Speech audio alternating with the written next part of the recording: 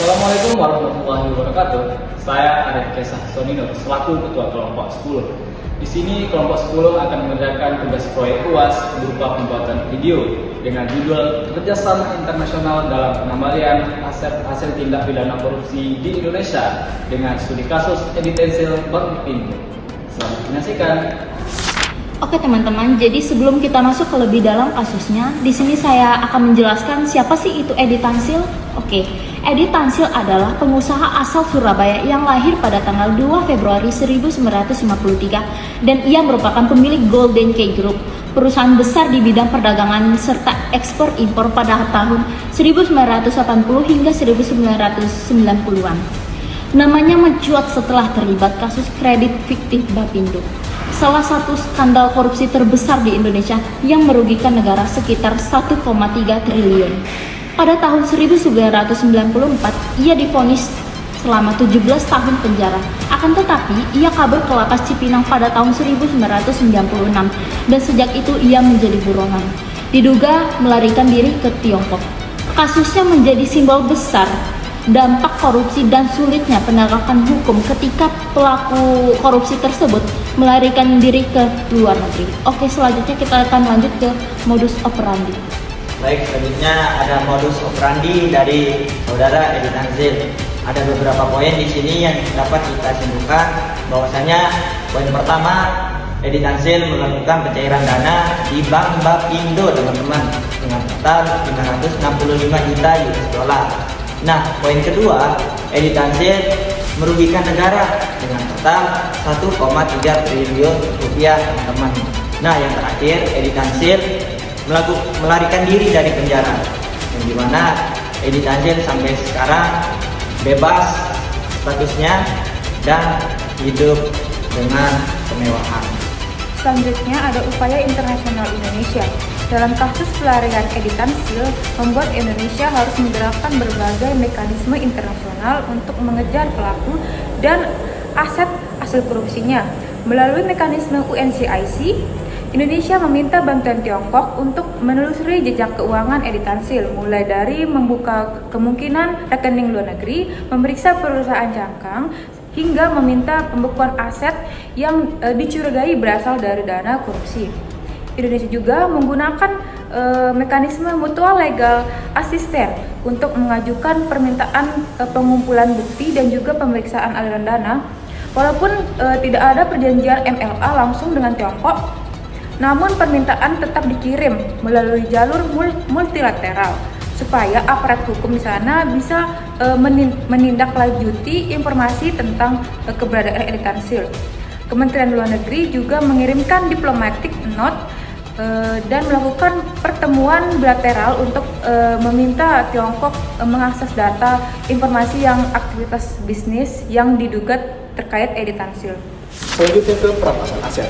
Banyak banget nih pihak-pihak yang melibatkan dalam kasus Edi Tansil ini. Contohnya mulai dari kepolisian, kejaksaan, KPK, terus ada PPATK dan juga OJK untuk melacak rekening dari Edi Tansil ini.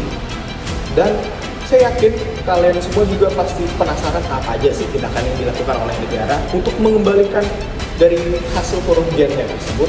Kebanyakan tindakan yang dilakukan itu adalah proses penyitaan oleh pihak yang berwajib dan juga proses pelelangan dari aset-asetnya tersebut. Nah, aset-asetnya ini apa aja? Itu asetnya ada banyak banget. Mau tahu? Nih.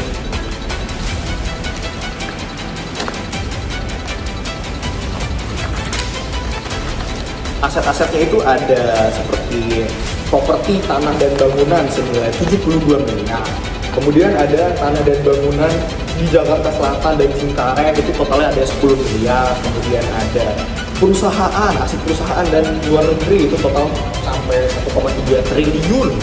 Rekening bank, terus ada saham dan investasi, dan ada tanah lagi, dan kemudian ada barang mewah, mobil, perhiasan. Dan aset-aset digital juga ada di sini senilai 25 miliar dan sebagainya, dan kan banyak banget. Tapi ya itu semua belum ada yang bisa dikonfirmasi apakah aset-aset tersebut telah dikembalikan sepenuhnya kepada negara atau masih stuck di proses penyitaan atau segala macamnya itu. Karena dari berita pun belum ada yang mempublikasikan dan mengkonfirmasi terkait kebenaran dari aset-aset tersebut apakah telah dikembalikan atau tidak, dan banyak sekali berita yang tidak mempublikasikan mengenai aset-asetnya dari Edi Tansil ini. Jadi itu dia dari perampasan aset. Lanjut. Selanjutnya saya akan membahas tentang kendala dan tantangan dalam kasus Edi Tansil ini. Seperti yang kita ketahui, kasus Edi Tansil ini belum selesai sampai saat ini. Kenapa bisa begitu? Karena pasti adanya tantangan dan kendala dalam kasus itu. Setelah kami menelusuri dan menonton beberapa berita yang menayangkan tentang kasus Edi Tansil, kami menyimpulkan ada 6 tantangan dan kendala dalam kasus Edi Tansil ini. Yang pertama, pelarian dan status buron dari Edi Tansil yang memperumit eksekusi. Yang kedua, sulitnya menelusuri dan mengeksekusi aset dari Edi Tansil. Yang ketiga, kewenangan dan transparansi dalam pengelolaan aset yang tidak jelas. Yang keempat, kerangka hukum internasional dan perjanjian ekstradisi masih lemah. Yang kelima, nilai kerugian yang besar, tapi pemulihan kerugian justru kecil. Yang keenam, waktu proses yang lama dan tentu risiko melemahnya nilai dari aset. Nah, itu tadi 6 tantangan dan kendala dalam kasus Edi Tansil yang belum terselesaikan sampai saat ini.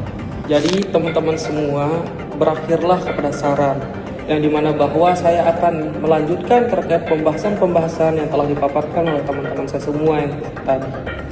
Nah, kami memiliki 4 saran, yaitu pertama, memperkuat kerjasama hukum internasional yang dimana bahwa negara itu perlu mempercepat pembentukan perjanjian. Terus yang kedua, meningkatkan kapasitas teknis penelusuran aset, teman-teman semua. Terus melanjutkan kepada poin yang ketiga, yaitu perbaikan sistem pengawasan perbankan nasional. Yang keempat atau yang terakhir, itu adalah peningkatan transparansi publik, yang dimana bahwa setiap perusahaan-perusahaan maupun apapun itu, teman-teman semua, harus diawasi secara ketat supaya tidak terjadi lagi seperti hal-hal Edi Tansil ini.